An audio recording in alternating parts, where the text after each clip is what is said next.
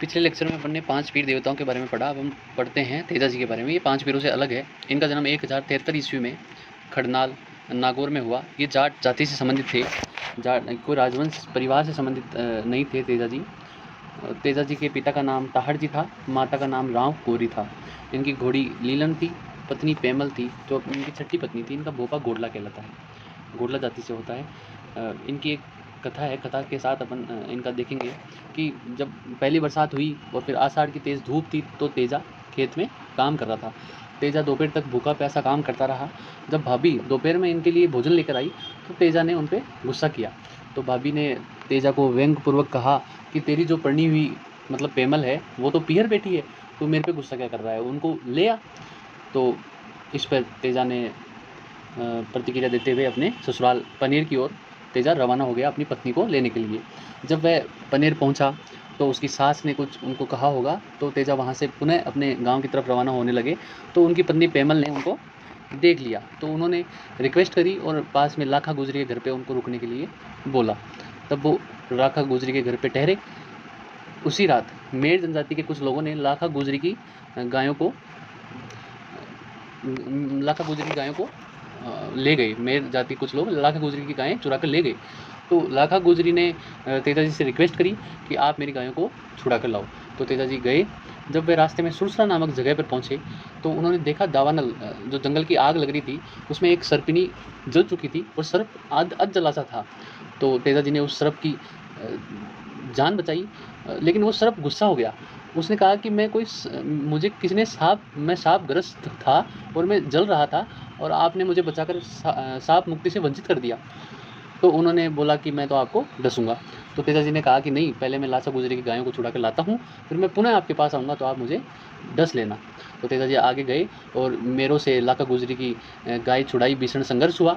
वापस पुनः अपने वचनानुसार तेजा जी वापस सुरसुरा आए और आकर उस नागराज को कहा कि हे नागराज, आपने जो कॉल किया था मैं अब हाजिर हूँ, आप मुझे डस लीजिए।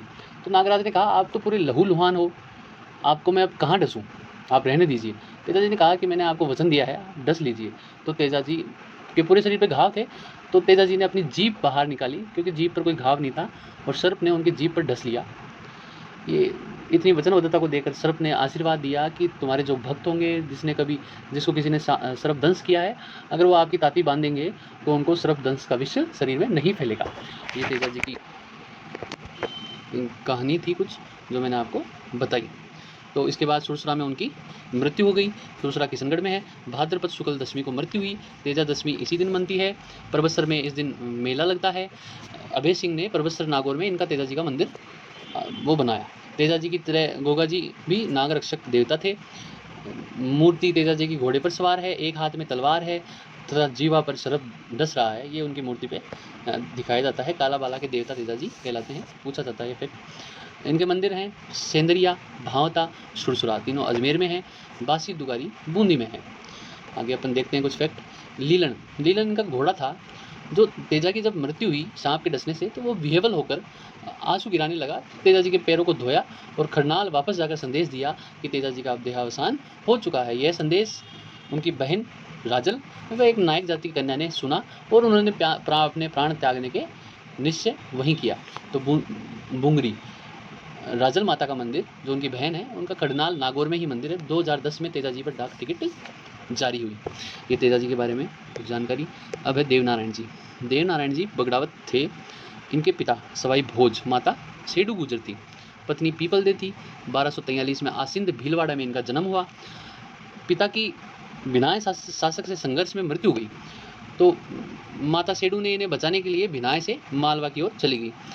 10 वर्ष बाद ये पुनः अपने पिता की मौत का बदला लेने के लिए वापस आ रहे थे, तो मार्ग में जयदेव सिंह परमार, जो धारा नगरी के थे, उनकी पुत्री पीपल दे से इन्होंने विवाह किया। पीपल दे इनकी पत्नी बनी।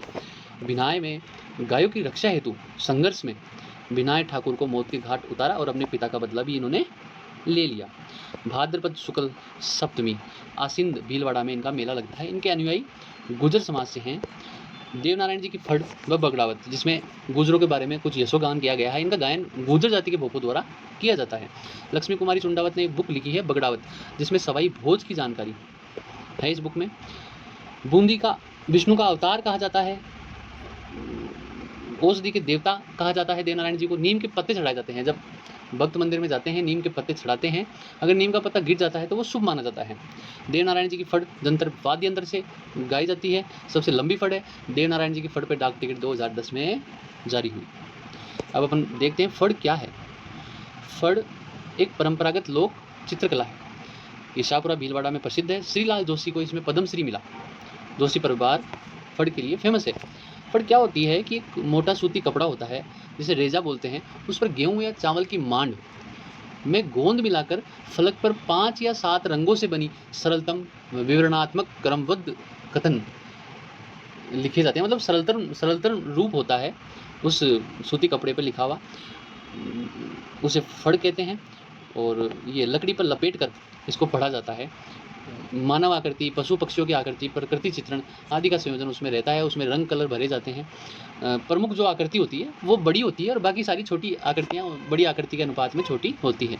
पाबू जी की फड़ सर्वाधिक लोकप्रिय है और देवनारायण जी की फड़ सबसे बड़ी है। अब देवनारायण जी के बारे में कुछ फैक्ट देखते हैं जो प्री के हिसाब से इंपॉर्टेंट है। तो देवमाली ब्यावर अजमेर में, इसको देहमाली भी बोलते हैं, इनका देहांत हुआ था। ये बगड़ावत गांव कहलाता है। बगड़ावत जाति के लोग खूब रहते हैं। देवधाम मंदिर ये जोधपुर या टोंक में है।